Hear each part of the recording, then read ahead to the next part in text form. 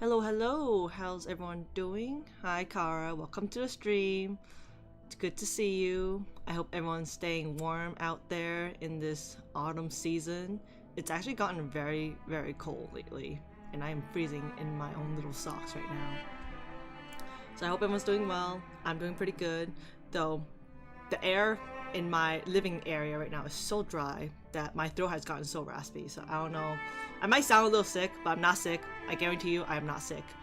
My parents think I'm sick now, but I'm not sick. I am feeling healthy, except for my raspy throat right now because of dry air. I should really use my humidifier more, but I don't because I don't refill it with water, which I probably should. Yeah. Also, I heard it's gonna snow tomorrow in my area at least. It's gonna snow tomorrow. Oh my god, it's also December. It's like a good time to snow. Well, not really. Usually it snows way early, like in November, but now it's snowing December, which I am perfectly happy about. You know, we can get a white Christmas maybe. Well, I don't know how big the snow is. I don't think it's gonna be that much though. It's gonna snow tomorrow and the day after as well, and it sucks because that means I'm driving through the snow to work. Ugh. Oh well, it's fine. It's fine. And I'd probably end up shoveling the snow now that I think about it. I don't think it's that much though, so it'll probably melt by the time the sun comes up. I'm praying. But yeah. Anyway, that's enough about the day. I hope everyone else is having a nice day. You guys didn't, I don't know, why did I say shovels leaves? Rake any leaves? I had to rake leaves today. And my god, my body's a little sore. I don't work out, if you don't know. I do not. I should really exercise. My body's sore right now. But enough about that. I need to reach chapter 6. Because how long has it been since I want to reach chapter 6? It's been so long, and I'm still not at chapter 6, even though I completed chapter 5, because there's a damn mini chapter between chapter 5 and chapter 6. So we're gonna get through that today. We're gonna finish that, and hopefully we can at least start a bit of chapter 6. And after that, I'm thinking about pulling as well, because I finished... Not now. Not now, Winsong, not now. Anything behind? Where did I leave off? Yes, I was ranting about this. Well, not this. I was ranting about raking, but that's not this. But yeah, we had to finish the star mini chapter, and after starting a little bit of chapter 6, I'm gonna pull for Jay as well because I finished the Flora event, and it was actually really good. I enjoyed the story. I enjoyed the story a lot. And Jay, oh, I think which little event was it? It's like the after the main story, you get like a little section where you know more about the character, and I think in one of the stages you get to use him. He was good. He was insanely good, and I like that he uses burn too, because it worked well with Spathadia at least. Because I tend to use Spathadia a lot. Yeah, because I like using her in my battle. But anyway, forget about that. We're gonna continue. We're gonna go into the chapter. Last stream we did the first part. We already did the lovely meeting with Sotheby and Matilda, and they were going through files about the Aprion, the one with the island numbers in chapter 5, where we were left on a cliffhanger. I completely forgot because it's all coming back to me right now as I rant.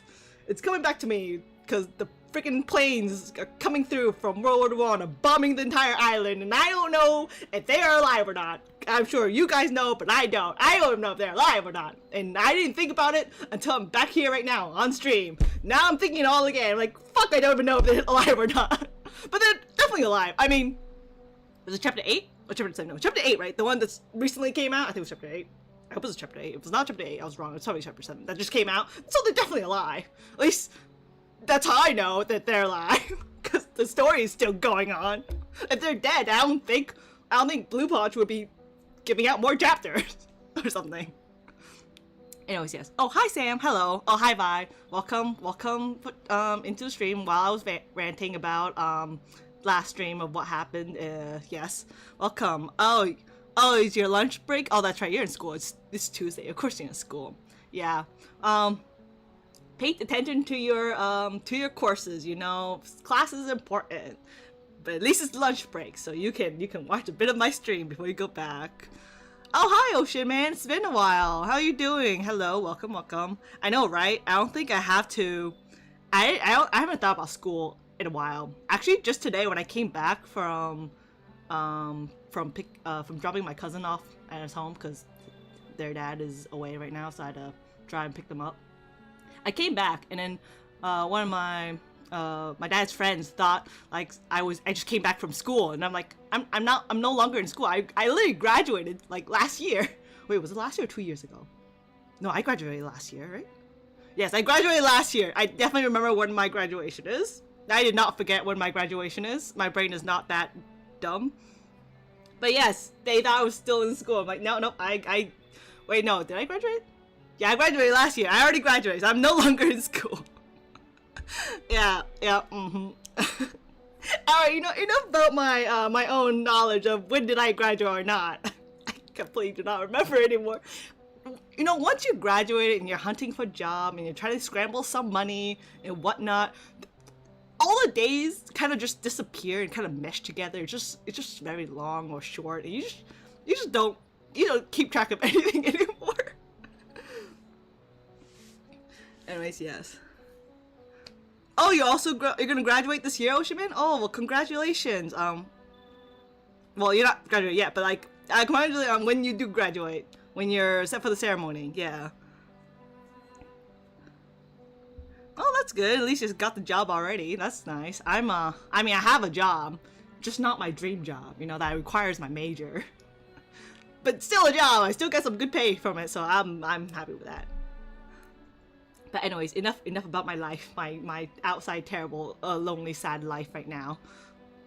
We're gonna continue this lore chapter. Well, I think it's a lore chapter at least about the island. Oh wow, it's a picture frame. I was gonna. Okay. Oh, I can. Okay, yeah, that's cool. All right, yes. Anyway, I hope everyone will just sit back. We're gonna breeze through this real quick. I don't know how long this mini chapter is, but I will make it to chapter 6. If it's the last thing I do, I will stay up all night if I have to until I reach chapter 6 at least, because I've waited too long for this. And this, like, God, there's so many spoilers because of the new chapter that came out. I see them everywhere on my Twitter, on Blue Sky, and freaking Reddit, and even the freaking internet that I go on, even my own YouTube. I'm like, no! Even if I could spoil it myself, but like, you know, I'm trying not to this time. Anyways, yes, I'm gonna stop now. You know, I should log off from the internet once in a while, but then like, you know, how am I gonna game or like, you know, promote my own art and stuff? I mean, I could do that without social media, but anyways. The game! We're here for the game! We're here for soaked science. Why did they say soaked? Anyways, what does that say? After a terribly heavy downpour, it's hard to stay calm. Okay, I don't know if this is just a lot more reading, but I hope a few of these are just voice act and I don't have to read a single word. Maybe just 1 or 2 lines. But that is it. Alright, we're gonna relax, sit back. I'm gonna drink some of my tea. Alright, let's go. Before she became the timekeeper? Oh wait, did we like find some evidence, something where someone breezed through the storm when Verdun wasn't a timekeeper yet or something? I think that was that happened, right? So Verdun wasn't born a timekeeper? No, I don't think, no, she was not born a timekeeper. She didn't tell you that?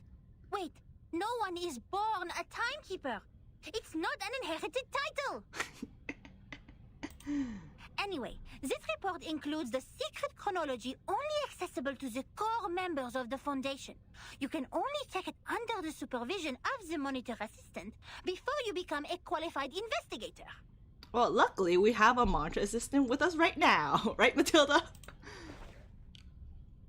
Matilda dusts off the folder carefully. No matter what the reason is, it shouldn't have been shoved in this dusty room like rubbish. To evaluate its authenticity and risk, the genius Matilda Boaniche will fulfill her duty as the monitor assistant and carry out a thorough inspection of this report. We love our French woman. If you agree to this resolution, please nod, Assistant Sotheby. The speech is full of, oh my god, terminology Sotheby has never heard of. But it doesn't matter. Based on the tone of speech, she has already decided how to answer. It's okay, Sotheby. I also do not understand all this terminology that is spewed out from Matilda's mouth. Yes. Oh. That Oh, that's cool. was 1985. A gloomy, miserable night compared to that peaceful morning in 1996, when we were only bothered by confusion. We didn't expect time to be reversed again, nor did we understand the consequence. Even now, I still remember Paulina's desperate cry. One of her hands was already inside the safe area when she fell at the entrance to the headquarters. And that was the only part of her left to us the next second. I just want to mention, I literally finished the Flora event not that long ago, so the fact that Paulina's name is mentioned in here makes me sad. The only legacies we found were an engagement ring on that hand and her favorite blue polka dot scarf, which we used to wrap her remains in the end. To be honest, I admired those who still remained calm and sympathized with the arcanists on the edge of mental breakdown. It had nothing to do with the 1/4 arcanist blood in my body. It was only the kind of empathy which all mankind would share out of instinct in the face of a hopeless calamity. So the writer of this report, I'm pretty sure is dead. At least I'm pretty sure it's dead. Because a lot of these reports are written a long time ago. At least this one is. And then Paulina was literally mentioned in a special event that just is happening alongside the main storyline, at least. You know, special events, they come along and then they disappear and never seen again unless a rerun. But yeah, the character Paulina was mentioned in the event that's currently going on, which happens to be... I hope I'm not spoiling it, but I'm pretty sure everyone has already played that event, and I'm just like the last one that's catching up or something. But Paulina is like Jay's sister, who's the character I'm gonna be pulling after once we reach chapter 6, at least when I reach chapter 6. But yeah. We lost many, too many colleagues. In the materials they sent back, we even saw all the horrifying phenomena, such as one's veins turning into electric wires. Oh, don't worry, Yoshino. I appreciate you dropping by or coming in for the stream, even if you haven't played the game.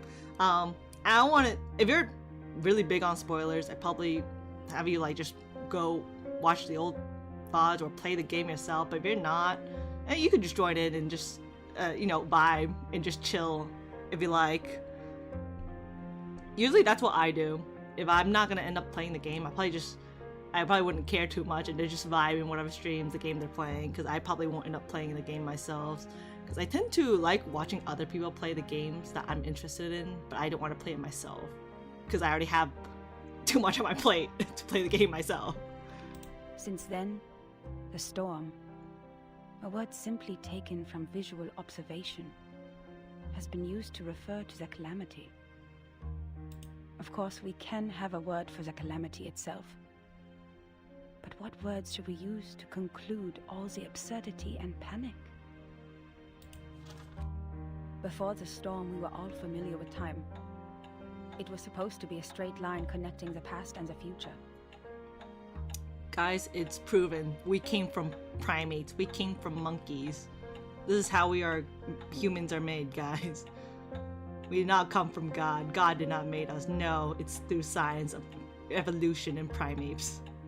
We are monkeys. We followed the line to move forward. We broke free from ignorance. We built civilizations. We developed technologies. We promoted the well-being of mankind. And we improved our living conditions step by step. We were so sure that we were making progress on the right path. But then, the path was taken away all of a sudden. Okay, I'm not saying like God is real or not, because I don't believe in that, but like I don't want to upset anyone if they're like religious and think so highly of their worshiping God, whatever. But like, if God was real and they see how far humanity has come right now, I'm pretty sure God would be disappointed in us, because I am disappointed in humanity right now. But I'm pretty sure God would definitely be disappointed in his own creations of humanity right now if he see how the world has come to. But that's just what I'm saying. No, that's just how I'm saying it. Oh, time. Our closest old friend, where are you taking us? Back to the two most painful war times in the 20th century? The era when no one had ever heard the hiss of steam engines, or the century when mankind was yet to be enlightened. So far, mankind has achieved a lot in history. Dynamos, automobiles, flyovers, railways, hospitals, poorhouses. But if it goes on like this, what is the point of all the efforts we have made? Now we are like a shipwreck left on the island of time, witnessing the fall of the whole modern world in the unstoppable tsunami. Even though the Foundation has lost a lot of staff members, they are still doing fine compared to Laplace. My younger brother was a good example. He was the most sensible person I have ever known. On the first day of the second reverse, he told me, in a calm manner, "At least we have reaffirmed that Newton was right. There was never an arrow of time in classical mechanics. Neither in relativity nor quantum mechanics. That means this is absolutely normal. Whether the time goes backwards or forwards, even if it starts spinning around like a tabletop football player, they're not against the law of physics. We can go back in time and give Poincaré a medal of great profit." The next day, he almost fell off the 6th floor due to excessive drinking. Oh, damn. All the perceptions of time and space developed this day were overthrown. We couldn't find any theories to explain the storm in any existing researches. There could only be two reasons for this situation. Either we've been completely wrong all the time, or we've come to a brand new world. And this new world can never make sense in the way of science, or that of physics. It cannot be verified by an independent third party, and it is impossible to be comprehended through reasoning. Is it true that we have been going the wrong way? Is it true that those once proven wrong by history, those arcanists who claim to possess gnosis, are actually on the right path? In fact, the one who put an end to the chaos was indeed not a human. This thing, I had no idea what it was. It claimed to be a machine which never stops working. It laughed at the limitations of our brains and the metaphysical mistakes we make ceaselessly. But it did solve the most urgent issue. A system was built to tackle storm-relevant emergencies after it took charge of Laplace. The first measure it adopted was contacting all the existing branches of the Foundations at the time to confirm the scale of available manpower. Then it built observation stations all over the globe to find if there were any other regions immune to the storm. After that, numerous offices responsible for deducing the cause of the storm were established. Even though there were countless disagreements during the research, at least we had taken the first step. I handed in the application to take part in this mission, determined to get rid of the fog in my mind. In 1986, I was assigned to the office in Egypt. All my friends came to the dock to see me off, because we knew it could be the final goodbye. Even though we were equipped with the emergency communication devices issued by Laplace, we were still not clear when the storm would assault us, or where we could hide nearby. What really scared me was not the threat to my life, but the possibility of dying ignorant. Then I boarded the ship to Alexandria from Athens. And Oh, wait. Oopsies. now when I recall it, it was almost impossible to ignore that group of arcanists on the ship. Wait. It's not. So possibly dying here. Oh. There were about a dozen of them, all in eccentric stitched robes. They were followers of a strange school which mixes arcanum and mathematics. I talked to them. No matter how much that conversation bewilders me now, I was more excited than confused at the time. They also survived the storm in 1996, and they noticed the unusual changes taking place in the world as well. So I'm guessing this is the Aprion, right? The school where they went to. That means I actually met another group of survivors from the Millennium. Okay, so that's how this reporter met the Aprions. She stopped turning the pages. Wait! A school of arcanists who survived the storm?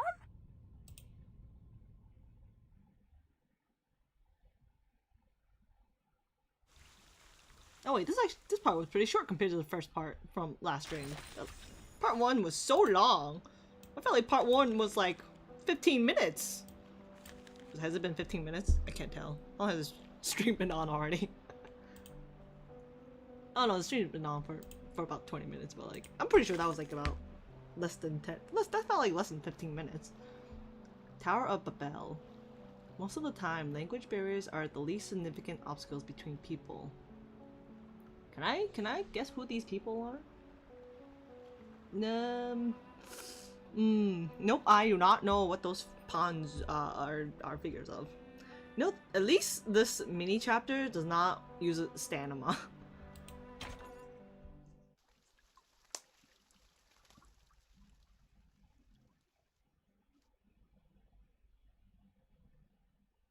A mixture of arcanum and mathematics.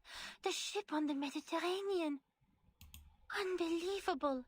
Our investigator actually met this group of arcanists who believed in numbers, and even left such a precious record down on paper. Does it mean we are close to being helpful to Virgin? Yes, very much so. The chief assistant of the monitor assistant lets out a cheer. Certainly. It's what we deserve for all the efforts today. But why did they leave such an important report in the reference room storing unnecessary information? That's a good question. Did they misput it here after the chaos of the storm? Putting her confusion aside, Matilda turns to the next page of the record. Among them, the most easygoing one was Hugh. He was an engineer as well as an arcanist. We shared the same preference for human technology, and that Hugh was in his 30s. I need to stop using the mouse. Red-haired, oh my god. cheeks sunken, and deeply depressed due to some kind of eye disease. I need to go back. He was engineer as an arcanist. We share the same preference for human technology and became our common topic.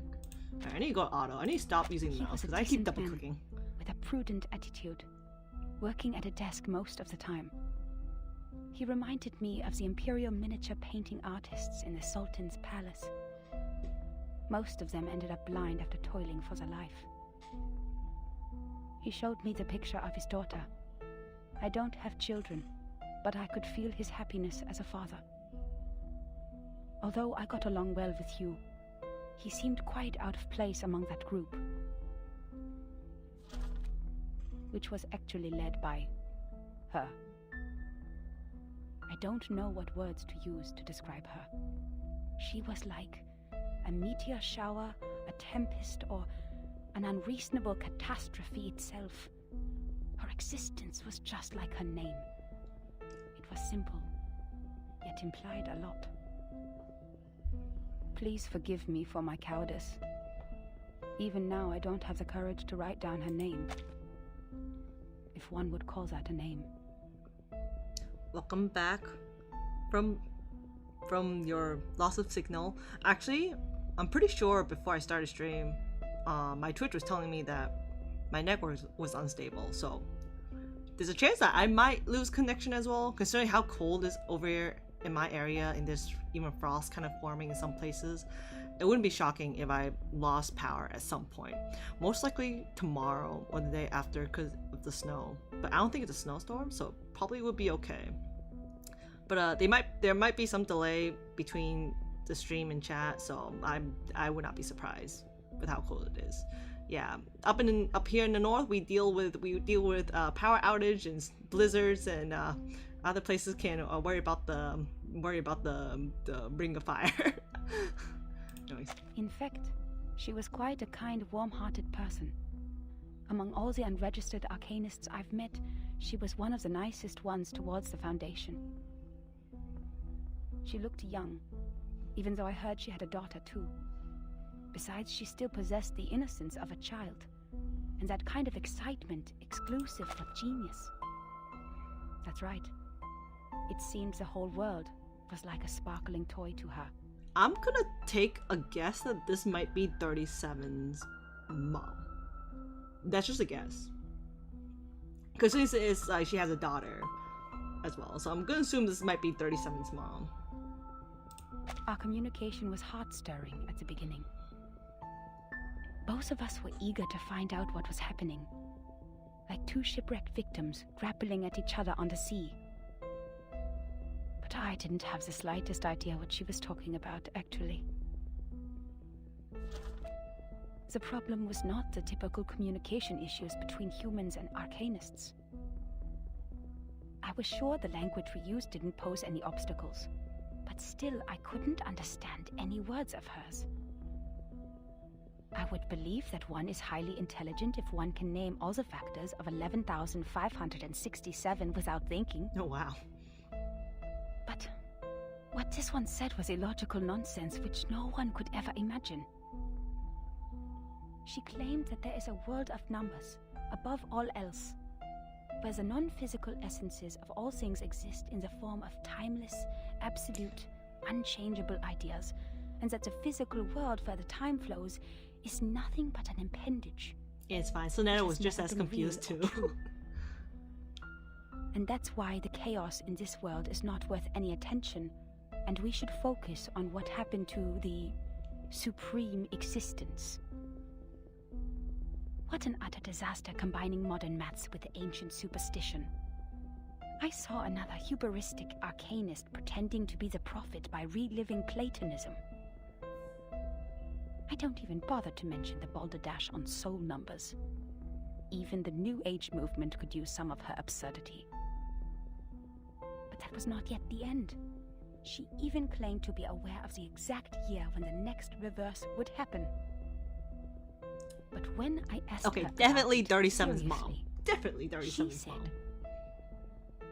My apologies. I've made an oath.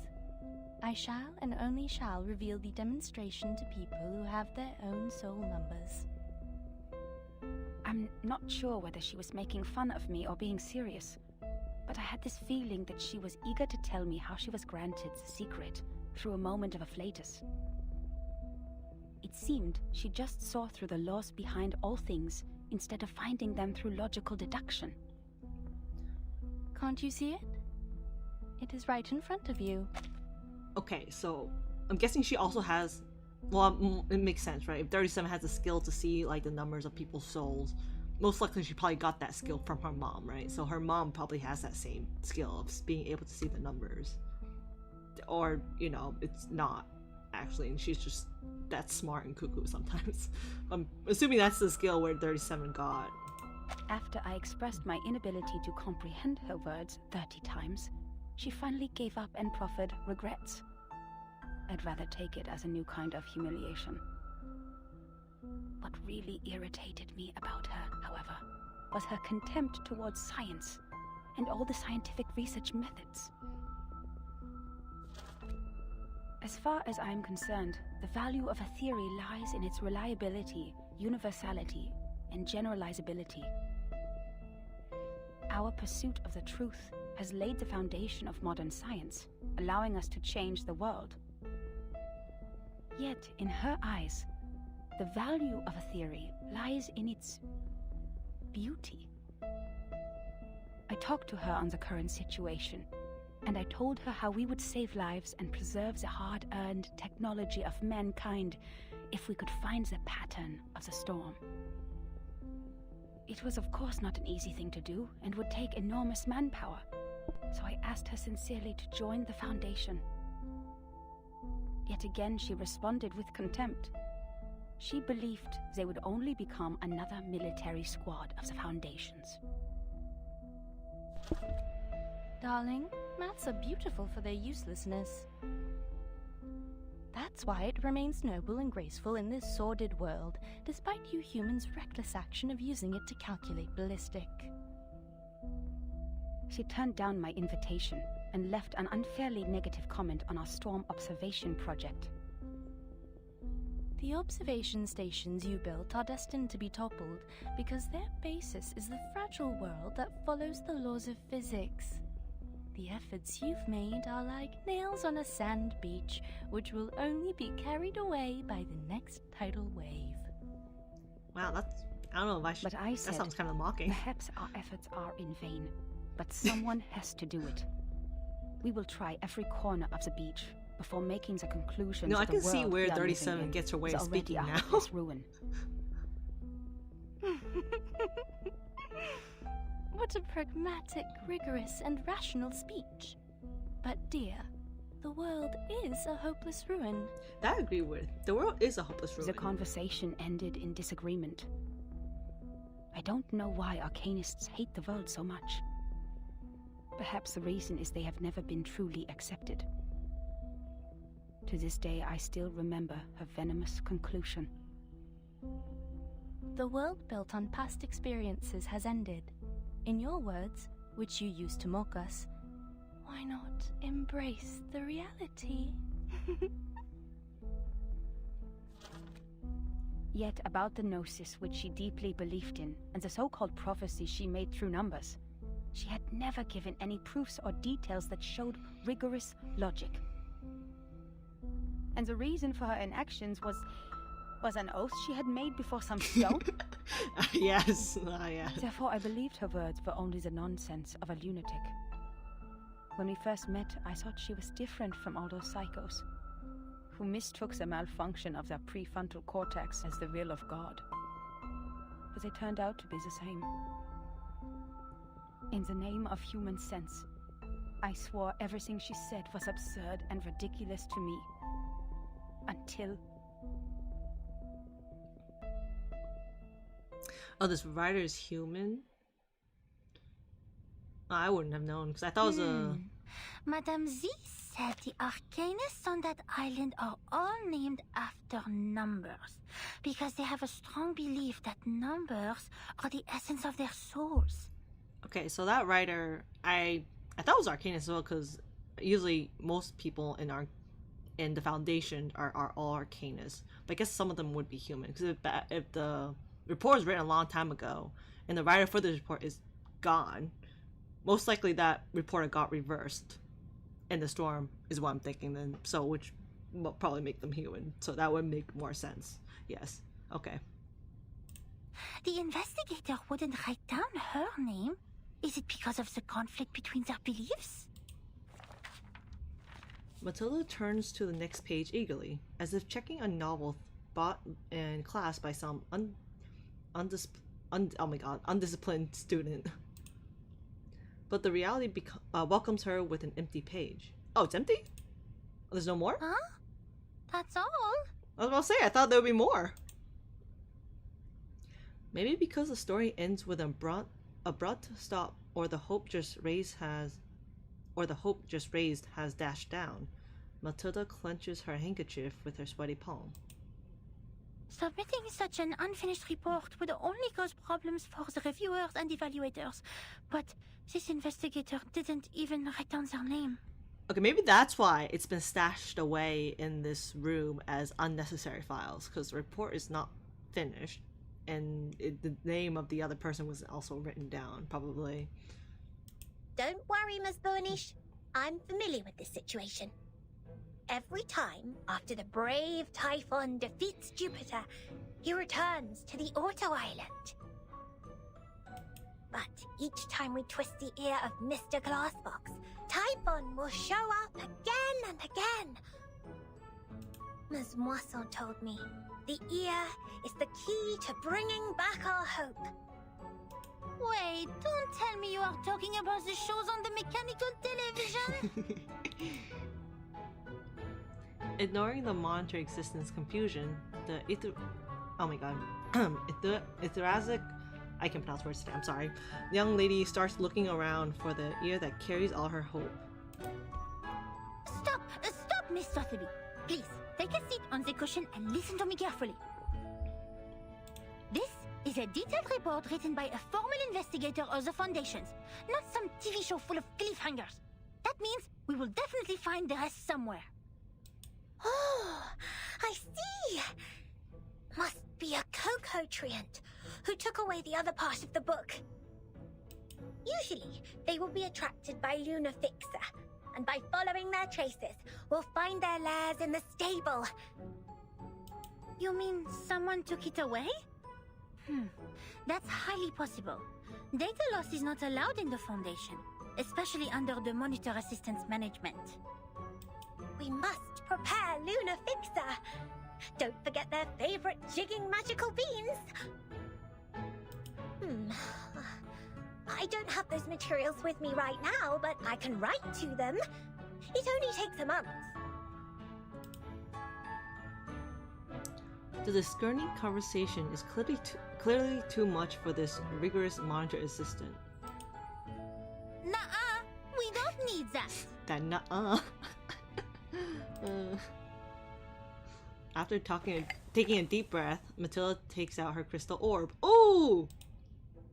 An ambiguous smile spreads over her face. Is she gonna peek into... You've perfectly accomplished the task from me when you found this valuable report. Well done, Assistant Sotheby. Oh. Now it's time for the great Matilda to show a little bit of her greatness. What are you gonna do? Peek into the past? Look at the future? Oh, it ends right here. Yes, we love Sotheby in this household. Oh, so she's doing divination right now. We will meet countless great diviners before the real answer is revealed. So I don't really know how Matilda's fortune telling divination works, because I know she can kind of see the future with the orb. I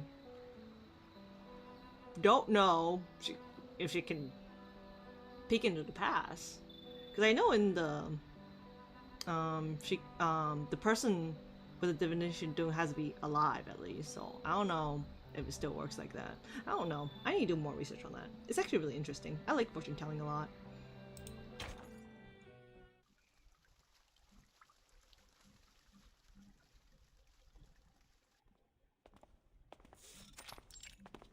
Oh, and a Laplace.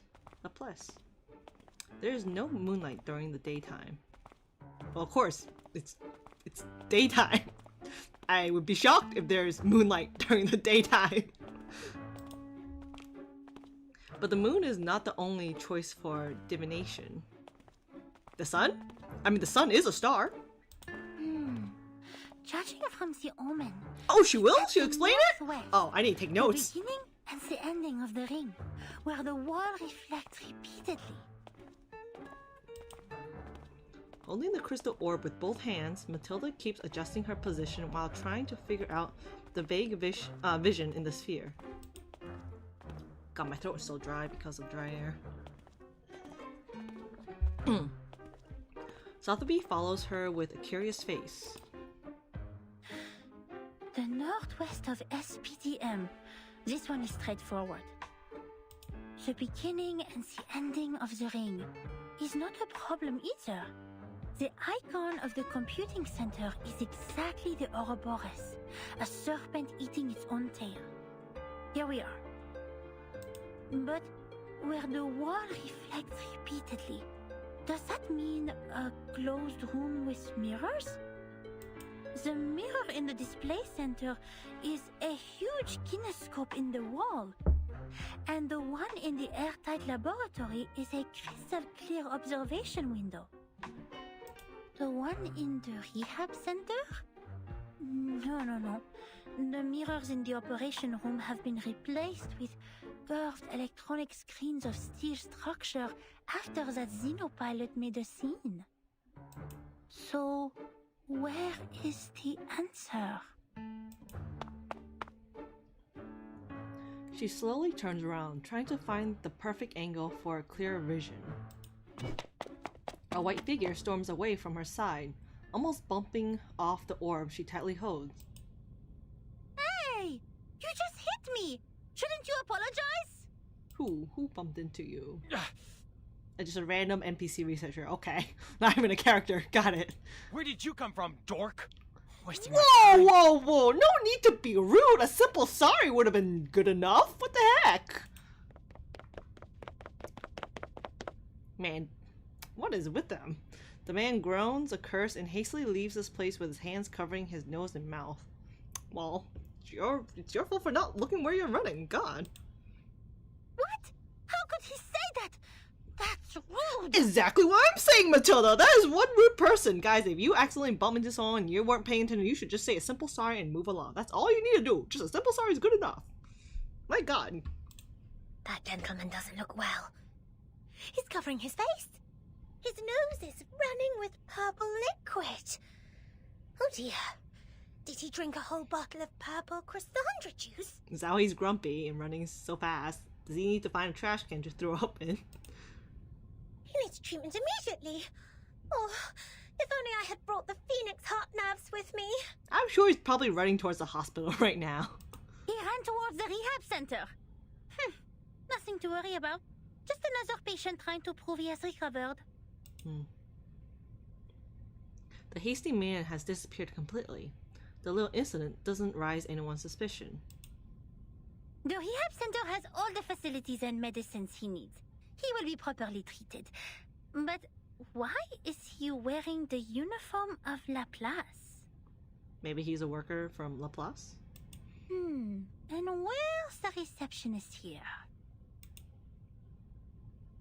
The lobby of the Scientific Computing Center welcomes them with a defeating silence. Oh, there's like no one around. No employees whatsoever. The counter is no longer busy with people, but with an auto-recognition device instead. Does everyone go to the weekend party night? Prodding around the counter, the temporary investigator seems determined to dig out a party, oh my god, gramophone from somewhere. Absolutely not. The researchers here are too busy to do that. The computing center is working on the most urgent and vital project, the research on the immunity to the storm. We should not disturb them unless it's an emergency. So please stop calling the office and put down the telephone, Miss Sotheby. This is not the ear of a tea kettler, and it won't take you to any twist balls. The monitor assistant can't stand the difference in their terminology anymore. Je sais que les débutants, mais quand même, elle est trop bizarre. Is this supposed to be like a swear in French or something? Even though it's like censored out. Guide new members with caution and patience. Trigger the afflatus at the right time. J'avoue que Verten a remporté une victoire temporaire sur ça. It's okay, hang in there. You're doing just fine, Matilda. It's okay. Her mumbling is interrupted by the owner of the cheerful footsteps. Miss Boonish, I just read the map on the counter. You mentioned where the wall reflects repeatedly. Does the vision refer to the racquetball center here? You see, its icon is a bouncing ball. Oh. Let me take a look. I guess so. One way to do reflecting, because it doesn't have to be like an actual reflection. It could just be something that reflects like an object instead.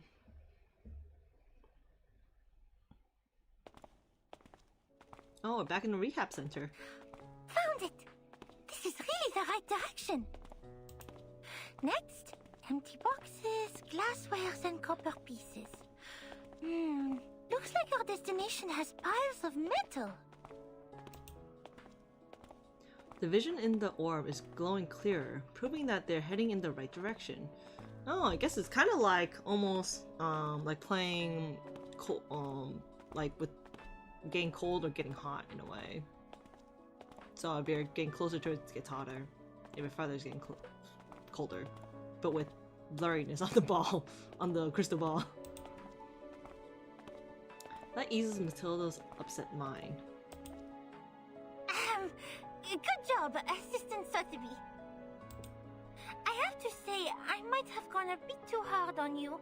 You are more capable than I thought. Thanks to your prompt reminder, we have saved quite some time. Sotheby is glad to help. Yeah, Sotheby is such a good girl. You did a wonderful job. Good job, good job. Oh, she's so good. Oh, she's so precious. The young lady gladly hops along the way, while she doesn't give up peering at Matilda's crystal ball. Miss Boonish, since you're such a talented diviner, why don't you just divine the reason for the storm with your inherited arcanum ability. Oh, stop it. That's an easy answer, because that's just too easy. The developers didn't write the story like that, otherwise there would be no story whatsoever. You can blame the game devs for that. Or, sorry, not the game devs, the story writers for that. According to Ms. Moisson, the reason still remains a mystery. If the crystal orb can reveal its truth, everything will be much easier for Vertin and her team. Exactly, and that's why the story writers did not make that possible for Matilda. They find the reason for the storm? Come on, tell me you have not thought of that. The brave Assange's the great diviner. She almost drops the orb. That's impossible for sure. It's a typical mistake of laymen to believe one can see everything through divination. You are an expert on potions and arcane creatures, but you have little knowledge on other subjects. Haven't you received any systematic education on arcanum? I'm gonna take that as a no, probably. Education on arcanum? I'm of course well educated in arcanum, with Ms. Moisson as my tutor, and my arcane friends such as Typhon from the Auto Island, Jupiter, and... Alright, enough! She shakes her head, stopping her from listing other names for an arcane creature that nobody had ever heard of. I have understood the fact that the education you have received is not systematical, or say incomplete, imperfect, inelegant. But don't worry, because you are talking to the kind-hearted Matilda. She will spend her valuable time to make it up for you. Yes, now, tell me, explain your ability. I would like to know. The great monitor assistant clears her throat and starts recalling what she learned when she was 12. In fact, the system of arcanum knowledge is not completely separated from that of human science. For example, the modern pharmacy and chemistry actually originated from the experiments of potions and alchemy in the ancient times. They developed into two different systems because arcanists focused more on the knowledge ignored by scientists, which is gnosis. The knowledge we learn from divination is exactly under this category. Wow! Sotheby's eyes light up with excitement. Matilda takes out her notebook and draws a brief sketch on it. Ooh. Let me fill you in with more details. If two human researchers test Snell's law at two different places at the same time without making any mistakes, they will always reach the same conclusion.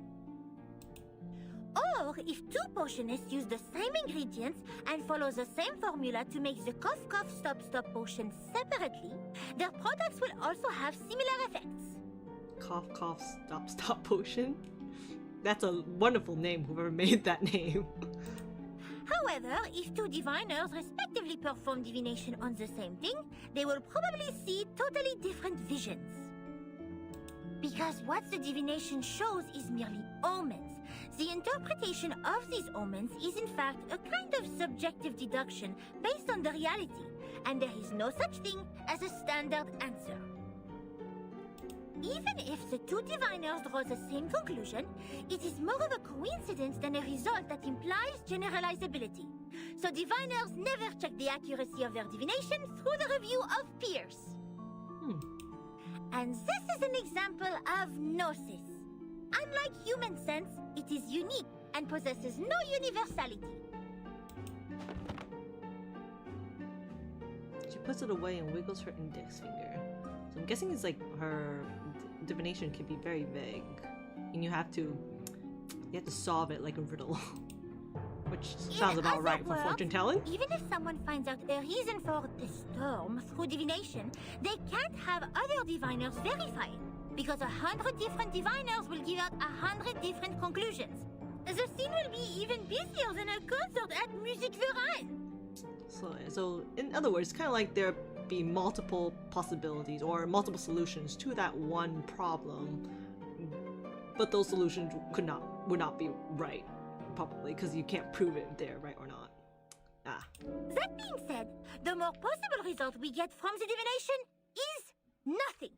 Divination cannot bring knowledge which the diviners have never learned. The divination of such world-class knowledge, as complicated as the reason for the storm, can only be performed by world-class diviners. We may find one or two diviners like that if time continues to be reversed. Like Nostradamus. But he lived in the 16th century. Besides, even Nostradamus is not always right. But Miss Buaniche is. Thanks to your divination, we're getting closer and closer to that report, right?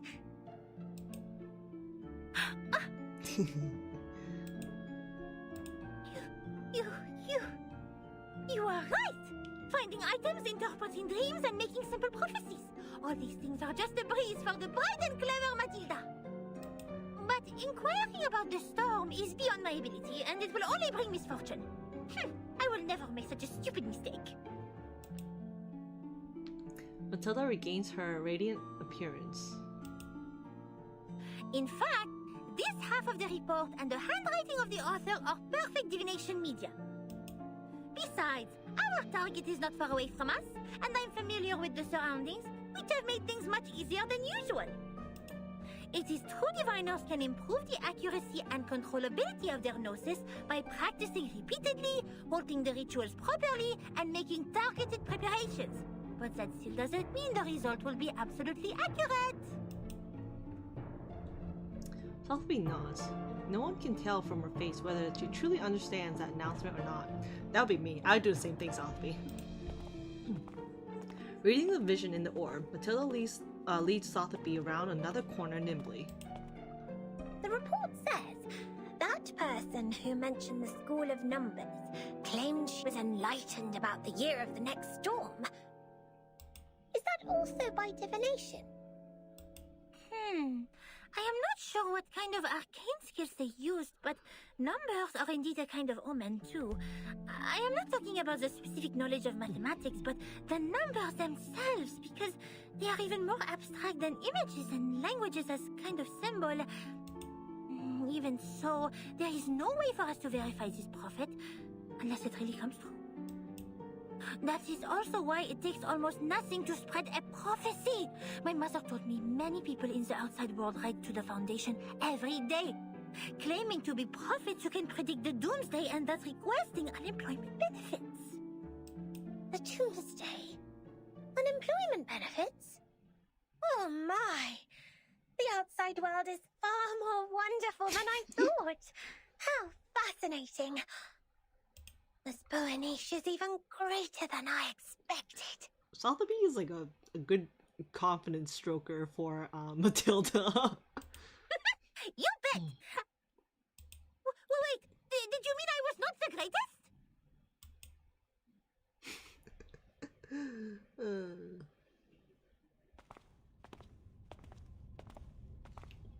They have reached the end of the corridor.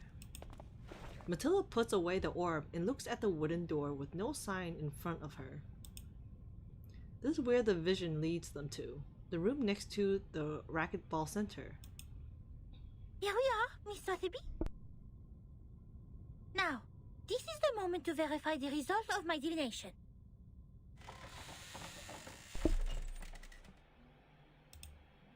She opens the door with a slight push. What's in there? Oh, never mind. We'll see you in the next part. Oh god, my game's lagging. Oh, my game's lagging. Okay, I think it's good now. If you look at the ground after the rain, you can often see a wet, long trail, like this one. At the end of the trail, there may be a snail slowly crawling forward. Yes, forward. The snail marks the direction for us. But what if we don't see any snails at either end? How are we going to distinguish the direction to the future from that to the past? Yeah, I'm sorry, I have no idea. Ah, you just figured out how those researchers handled matters. face the ignorance and do everything they could to find the answers. Sounds like researchers are right. When the rain rose, they struggled to collect every component left, hoping to preserve the castle built by science. Unfortunately, the effort was in vain. Another wave washed away the castle and restored it to quicksand. Even so, they still worked hard in that house like canned sardines to record what was happening, because they believed at least the can holding them was a safe place. Yet in the end, they found that the can was only another sandcastle on the beach. Everything they were familiar with disappeared when the first drop of rain rose. The chaos didn't last. If it really was the rain that swept away the snail and messed up time, then we should look at the silver lining. Does it mean we will find out the truth of time once the secret of the rain is revealed? There has never been a shortcut like this one, since time is only an intangible concept. So then, observation stations were built all over the globe. The staff learned how to collect and keep the valuable samples efficiently in no time. The little boxes they used to store the raindrops are still being upgraded even now. Order and silence were brought back to the labs. Every piece of gear was placed back on the right track. It was a grand feat, and no one could have accomplished it inside this huge, cumbersome machine except another machine. She took no sides and sought only predictable results. That's why she made a decision as soon as she read that report and its attachment on her desk.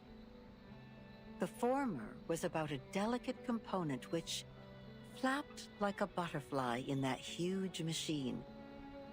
And the latter was a piece of paper full of circles and dots. Then she stored the information on her hard disk and destroyed the report. And the paper which claimed to have recorded the locations where the storm might happen, yes, the one with the butterfly-like drawings, was retained for data comparison. It seems she's satisfied with the result.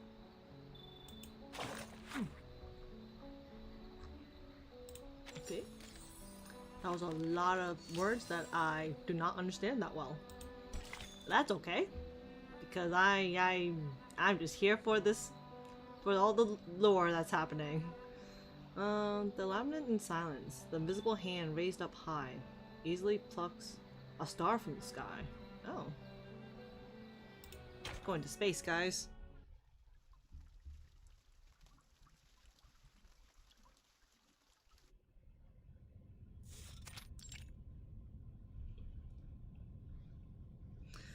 The light is dim here. This room looks familiar. I've seen this room somewhere before. I've seen this layout somewhere. I forgot the character's name, because I think I seen this room when I was going through the Pharaoh Ryaski event. I'm pretty sure, I think. The light is dim here.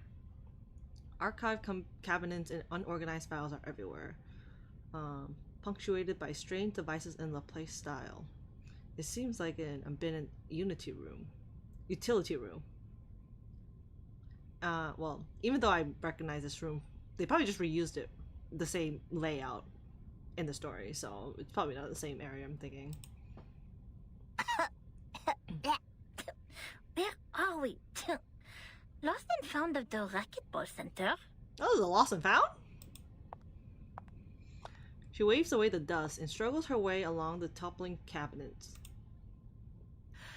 The orb showed copper pieces. We need to find something that seems to be locked, but is actually not. Aha! Found it! Nothing can stop the genius, Matilda. She finds what she is looking for in a rusty drawer. Obviously, the report has been here for a very long time. Its corners curled because of the damp air. Luckily, the writing is still unrecognizable. Oh, we're going back to report. The trip to Egypt didn't go smoothly.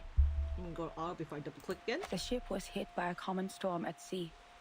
We were lost in the fog after that. Completely off course. Is this a storm? Like the And reversing something storm? emerged from the water.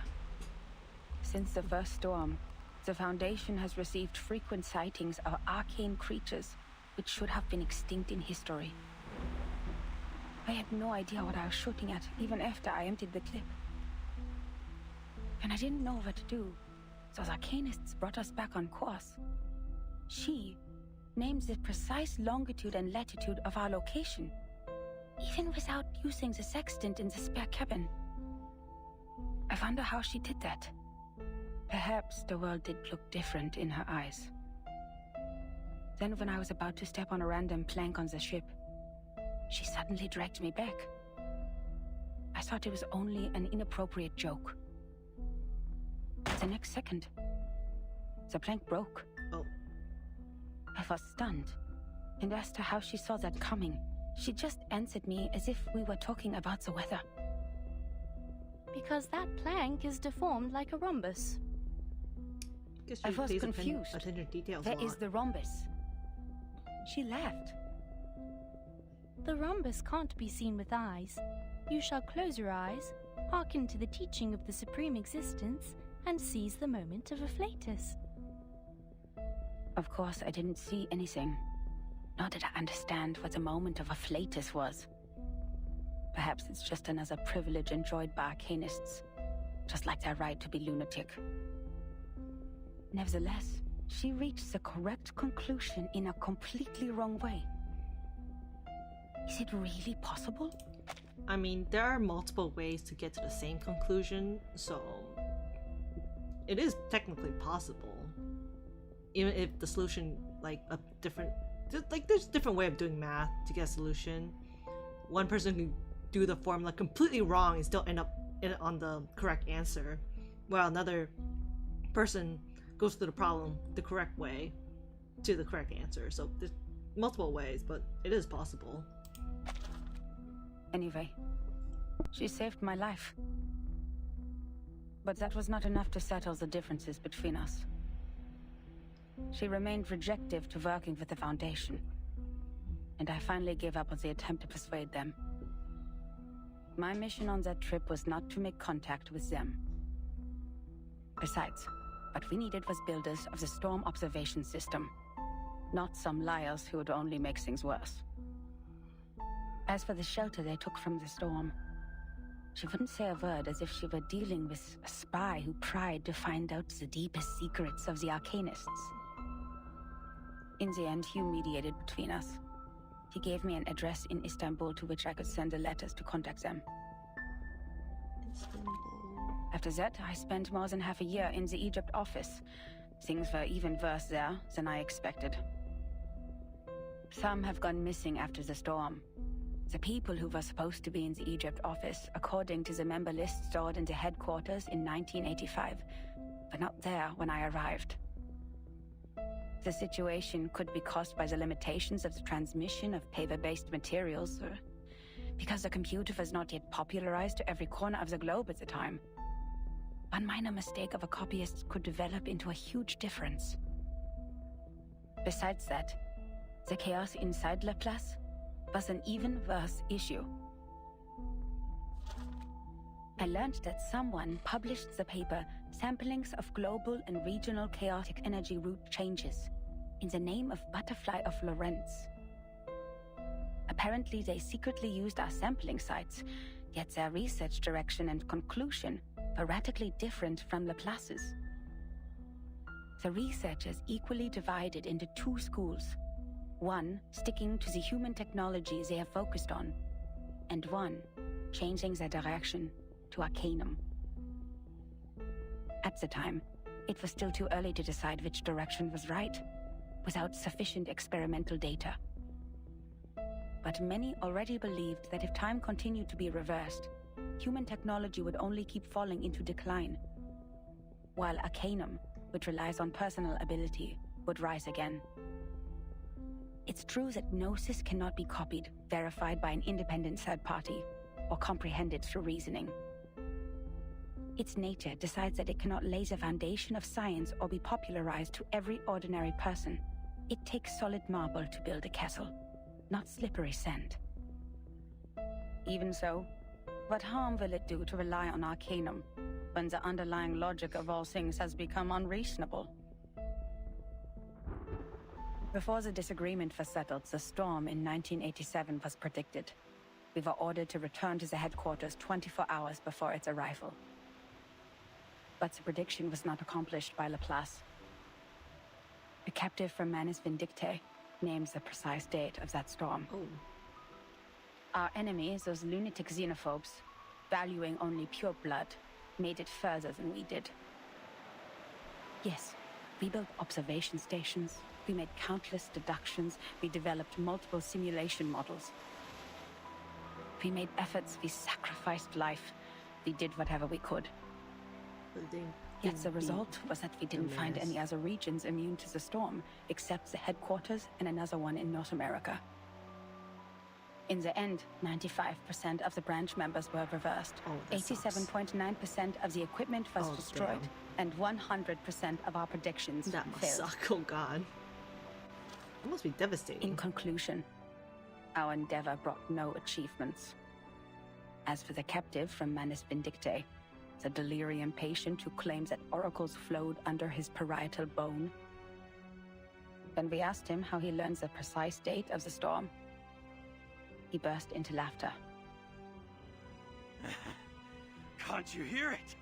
Has God left you behind when he spread his grace? Then, he smashed his own skull with a handcuff. Oh, that's got... Oh. Yes. There was no doubt. He was an incurable lunatic. But his insane nonsense was exactly the reason we survived the storm again. No matter how unreasonable or illogical it was, or how much a lie it sounded like. So we'd better believe we shouldn't go out in black today because the fish is swimming in the water. We'd better believe in the existence of the non-physical, everlasting, transcendent world where everyone's soul is a number. We'd better believe in the supreme existence which caused the disorder of time by merely casting its shadow. That means the life of individuals means nothing more than rubbish, and the world is but an imperfect ruin, where only the chosen ones will pass the trial, where the rest will be eliminated by the rain. How am I supposed to do that? Oh, this poor writer is going insane too. Finally, I made up my mind to write to her. I didn't expect her to answer my questions. All I wanted was to confirm if she had survived that storm. For the sake of our peaceful talk about the rhombus. Yet what I heard from them was a simple announcement of her death, with only 2 words. She died. Oh. Then it burned and turned to ashes in a second. On the same day, the first and only timekeeper who just took office, the 12-year-old child, returned alone from the storm. Oh, that's Verdun. She told us the time in the outside world at that point. And that was how I knew she was right. It is right in front of you. What? If there is a God, why are you playing such a prank on us after we had suffered from the collapse of all the existing orders and the failure of all the great laws? If this is what she calls a glimpse of the supreme existence, the moment of a flatus, do you have to present it in such a cruel way? The last 2 digits in the number of the year after that storm were exactly her name and her number. Hold on a second. The last 2 years, the number of the year of that storm. Okay, so we had 1999, we have 1929, and we have 1914 right now. Am I missing one more year? Okay, so when that storm happened, was it 29? Right? I don't know. I'm guessing it might be 29. Or was it? There was one more year I'm missing. because we went through the storm twice, right? First time when we met Regulus. Was it 66? 1966? And then one more year, I think. It was not 1966, it was in 80, I think it was 80 something. I think it was 1980 something, sorry, my bad. I don't think it was 1966. 1980 something. And then we had 1929, and that's the one where Snyder was reversed in, I'm pretty sure. It was one of those two numbers. 77. Oh, no, my 77. I was way off. I was so off. God damn it. My own memory sucks. 37. And then her daughter is 37. Wow. The report ends here. 2 digits. That's the full stop of the story. Incroyable! Incroyable! C'est vrai! Quelqu'un a vraiment fait cette prophétie! Bertin and Sonetto will be thrilled to know what we found! Well done, Miss Sotheby! You performed as well as a formal investigator! We need to submit this report to your instructor immediately! Grabbing the papers tightly, Matilda turns around with excitement. Sotheby isn't the person standing there. Oh, who? What are you doing in other people's rooms? Who are you? I definitely do not recognize you. You're a new character. The report is snatched away. No, we need that. This is my personal item. You have no rights to take it. Please leave immediately. Personal item? This is a precious record that should have been submitted to the Foundation. According to Administration and Regulations for Dispatch Personnel, St. Pavlov Foundation Decree number 259, Do you remember that? every member of the Foundation, when acting as a field investigator, is required to create a comprehensive investigation report of all their actions and promptly submit it. And they are obliged to ensure the authenticity, objectivity, and impartiality of the report. No personal bias is allowed in the content. If you have read this report, miss, you should know that it's not even qualified to be filed. Why not? But this is an emergency! Yeah. The Storm Reformation Act is still new to her. She can't think of any articles to support her point of view. She racks her brains for words, but before she makes it, the other person starts talking, with one of his eyebrows raised. I can tell from your uniform, you are a student of SPDM, or... This is Laplace. Do you have your guardian's approval to leave the school, Miss Underage Student? About that, you see? Approval? I don't need that. I am not a student. You are talking to the exceptionally promoted monitor assistant of SPDM. Here is my ID. She holds her ID card high as if she's holding the flag of liberty. But she is ignored. The adult walks directly to a swivel chair in the room and pays attention to an educational toy on the table. Did you just ignore a formal administrator of the Foundation? This monitor assistant will report every misbehavior of yours. Every little bit of them. I love her. Wordless, the monitor assistant can't be more embarrassed in her life. She looks around just to find that Sotheby is gone. Yeah, where did Sotheby go? Luckily, the chief assistant learns faster than she expects. The familiar sing-song tone is making a report to her own tutor outside the half-open door. Oh, she's outside. Miss Watson, we found that report here. The great Miss Buonish and I discovered some important information.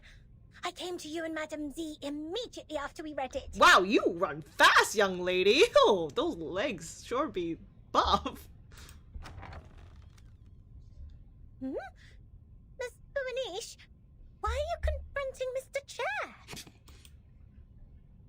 Sotheby stands at the door. Her head is tilted.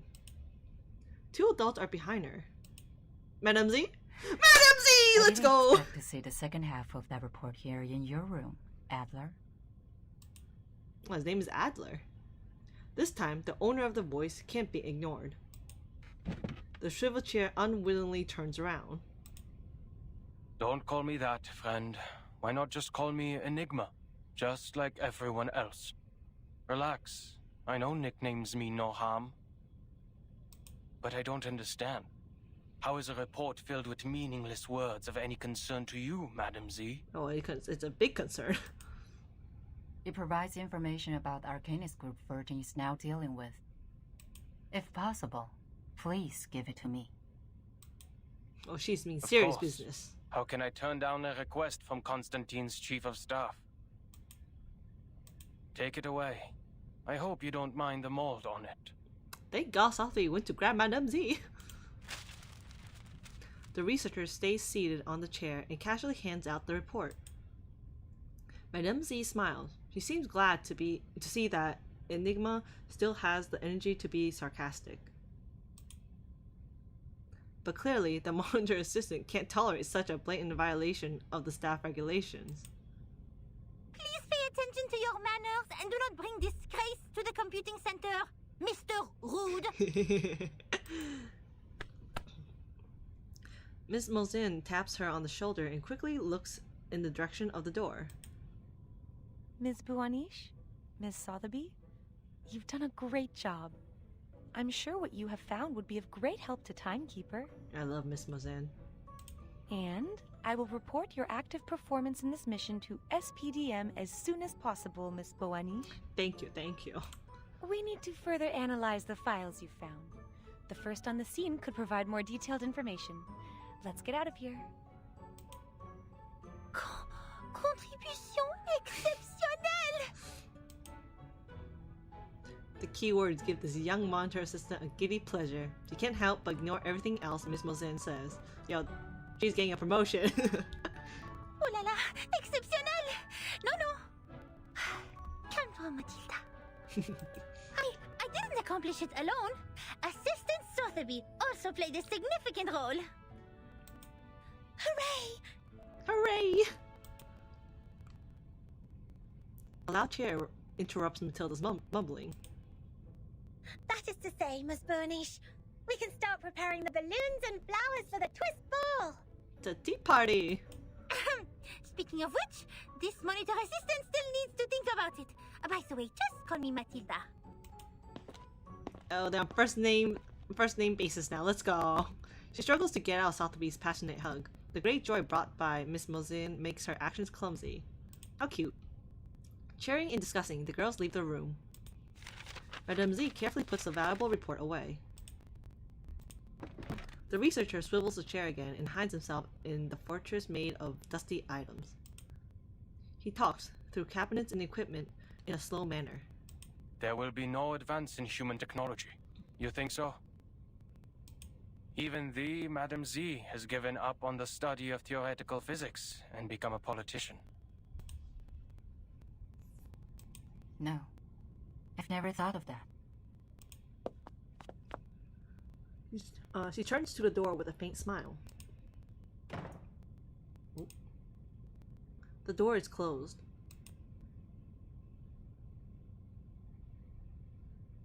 This is the end or is there more? Oh, this is the end. Okay. I feel like this might be the last two. I get the feeling that maybe two more parts and we get to chapter 6. I don't know how many parts are in this little small chapter. I really hope it's not that much. New direction. A new steam whistle sounds. By all means, aboard the ship. Or board the ship, I guess. Oh, we're fighting. I feel like we're fighting. Oh, but that's... Wait. First clip, but there's no standby. I guess it's not fighting. Oh, maybe this is the last part then. Tell me this is the last part. Oku! Hi, Oku! Welcome to the stream. How are you doing? How's it going? Welcome to my reverse stream, 1999. Reverse 1999 stream. Yes. The dramas have ended. I am reaching chapter 6 soon. I can feel it. All is profoundly hushed in this cold, dark room. The researcher sighs and starts settling the messy papers and dusty tools on the table. Why is it mistaken for a utility room? Is it because of the mess? Probably. Have you seen? Look at this. Look at this layout. You have some random random junk here. Computers laying around, papers all over, even on the board. What is that? that rainbow colored screen. Yeah, more computers here. I feel like this is like a box of test tubes. I don't know. And a bunch of books around, and even like a covered chair and whatnot. Of course, people might mistake it for a utility room. Metallic footsteps come from outside the door. Oh, Lucy? I am astonished by the fact that you are interacting with others. Hey, it's Lucy. Another trespasser. They broke in. We didn't break in. The door just happened to not be locked, you know? The robot in charge of the Laplace Scientific Meeting Center shrugs and refuses to make any comments. She has already heard all the information she needs in the corridor. If it was a complaint that you were making, you know it is within your rights to submit an interdepartmental complaint within 7 days after the incident. Oh god, my stream is a little unstable right now, so there might be huge lag going on. So, yeah, I hope my stream doesn't get, you know, cut off, but what can I do? Don't bother. That file means nothing to me. I didn't file it because it is a report against the rules. Why bother to submit such a log full of personal feelings and emotional behaviors to our great, rigorous foundation? I'm doing well, Ku. Is my stream still going? I can't tell right now, but I feel like my stream might have been cut off. Because right now it's very unstable, and I don't know if it's still going. But, it's probably lagging a lot. I don't know how's it doing, but I'm doing good, Oku. I'm doing well. It's very cold right now, which probably can also explain why my internet might not be doing so well, because of the weather. But, what can I do? Hopefully the recording is also good. I'm sure the recorder should be okay, at least. But yeah. Is that so? I am gratified to find that you still have some sense. I too am gratified that you still have no idea that I was being sarcastic. Might have to actually edit the VOD later, depending on how laggy the VOD will be once the stream ends. Oh, that was sarcasm.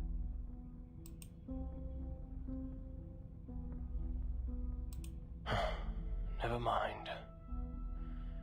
What do you want from me, Madam Lucy? He asks as he bends down and organizes the paper scattered all over the place.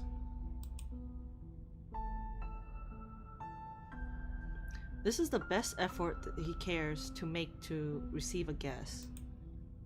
You went all the way to this dusty, rundown place so hurriedly that you even forgot to put on that pathetic mask. Oh, this is not because of some old files, I assume. By mask, I'm assuming her fake human skin face mask thing that she has.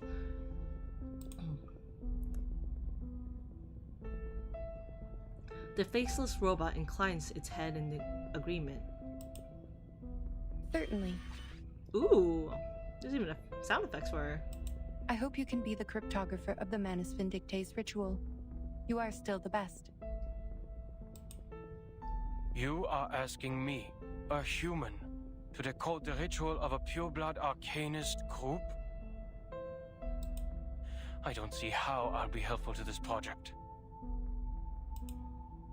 You cannot evaluate your own level of being of value, Adler. The researcher keeps unfolding more dusty folders without raising his eyes from the table. Well, you evaluate our value. Test us in experiments you set. Prove the hypotheses by exhaustion.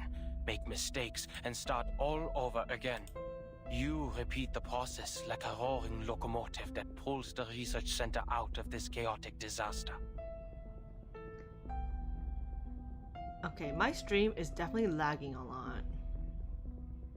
I think there might be like a minute delay between us.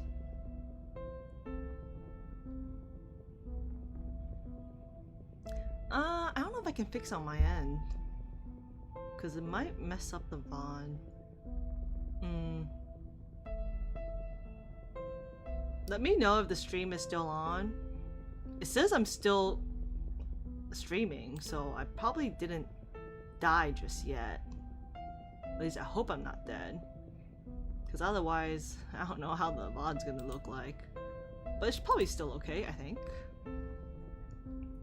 I hope. You question not what is ahead of you, nor whether the path you've taken will be regular or easy. The only idea you planted into your little brain is to move forward, to improve. Thank you for your compliment. Credit goes to everyone. That was not even a... Miss Mirgar. Guess you agree. A life without creativity is not worth living. And that's the life that I wake up to every day. I'm no longer the person you thought you came here for. I'll never be able to combine human technology and Arcanum. And I'll never comprehend even the slightest part of it.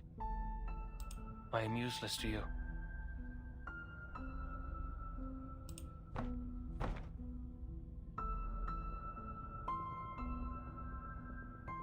He squares up the paper on the desk in a grumpy manner, making a huge knocking noise. I don't expect someone made of tin to understand a human mind. But I beg of you, leave me alone.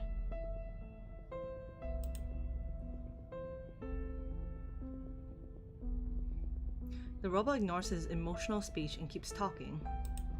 I'm gonna try The work of turning on analyzing fan. the Maybe that'll masks help, of Manus 'cause I think my Vindictive laptop's did also not go well.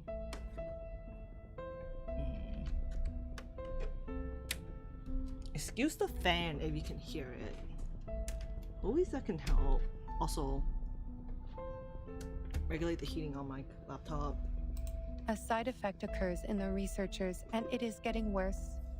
The isolation wards on the basement level are overwhelmed. What a scene. Have you aborted the experiment? Audio's clear, but stream is laggy. Oh, that sucks. That sucks so bad. No. Oh. It's not even a 12. Why is it lagging? Why is it calling? Oh, Chris, I'm gonna blame it on the weather. It must be the weather. That or my internet just sucks right now. Not yet. Oh, it's behind a few seconds? I thought it would be at least a minute or something. I feel like a full minute delay would be so bad. At least it's just a few. Okay, at least it's just a few seconds. The laggy display. I don't know what I'm gonna do with that.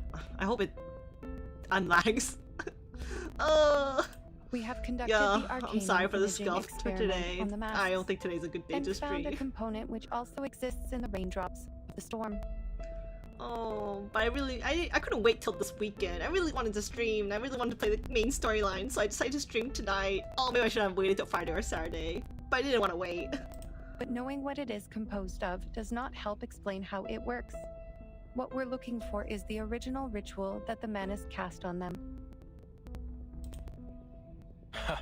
You are trying to figure out one's career planning from one's physical examination report. I wonder why it is not working. Oh, I hope it doesn't lag when I do the gacha. Even if somehow you manage to find the original ritual, you still need a proper environment to test it, which is the outside world with a coming storm. The researcher turns to her. Wisdom and sarcasm glow in his eyes. That's why we can't tell if we're getting results. Even if we had the right ritual, proper permission from the Foundation to travel, and strong-minded volunteer subjects, experiments performed in the Ivory Tower won't succeed because... An experiment about the storm can only be done in a storm. I wonder if I should stop stream and then restart the stream. I wonder if that fixes it. I don't know. What does it say on Twitch right now? Nope, it's unstable. It's very unstable right now still. Ah. Glad to see your brain is not rusty yet. It only took you 3 sentences to draw the conclusion which took the seminar a week to reach. That proves you are capable of the project.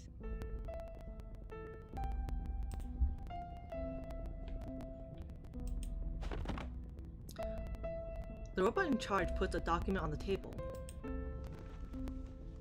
The Oh, history hey! maintenance team has forecast different critical points of this storm. Foundation investigators are on their way. I recognize these characters from chapter 6 on Reverse 1999's YouTube. I think they had a trailer for this character at least. I think she was also shown in it. If Manus Vindicte still plans to accelerate the storm, like what they have done in 1929, there will be a high possibility that their people will show up at the transformation point of history and society, also known as the critical point of time, the center of the storm. Your sister, Greta Hoffman, is also one of the investigators. Wait, that's your sister? Oh wow, that's a sister. I have no interest in any Hoffmans other than myself. We have different perspectives. It is okay. I am just here to inform you that if any of the investigators successfully send the information of the ritual back, the research about the immunity of the storm will be conducted immediately. Take your time and be mentally prepared. But once the storm alert is issued, we only have 24 hours to verify the feasibility of the ritual. I wish you will be fully prepared by then. Okay. The robot gets out of the room, leaving him no right to choose. Her feet clash into the floor, making a steely sound. Enigma's eyes flicker towards the document. The face on the top is familiar to him. He pulls out the drawer and takes out a scrap of paper. This is the last code he didn't give anyone. One thing is for sure now. A survivor report. The age of humans has come to an end. Okay, this is the last part. I hope that's the last part for... Oh, this is the end, so that is the last part. Okay, what I'm gonna do... I'm gonna try... Okay, we got chapter 6 on. We got chapter 6 unlocked! Thank God! Chapter 6 is unlocked! Okay. So what I'm gonna do... and I'm gonna try to stop stream and then start stream again. I don't know how far behind the actual visuals for the stream right now is. Which kind of sucks. So, hold on a second. I'll be right back. I'm gonna fix the... I'm gonna end stream and start stream again. And pray that it fixes the lagging? I'm praying that it might fix the lagging. Because if it doesn't fix the lagging, I'm kinda done for. So yeah, I'm gonna end stream and then start stream again, and maybe I'll end the lagging. And I think this is also a good place to stop for this part at least, and then restart for chapter 6. So I'll be back in a sec. Where's my BRB screen? I have a BRB screen. I know I did. I should really update that too. Okay, so I'll be right back. And I'll probably announce it too.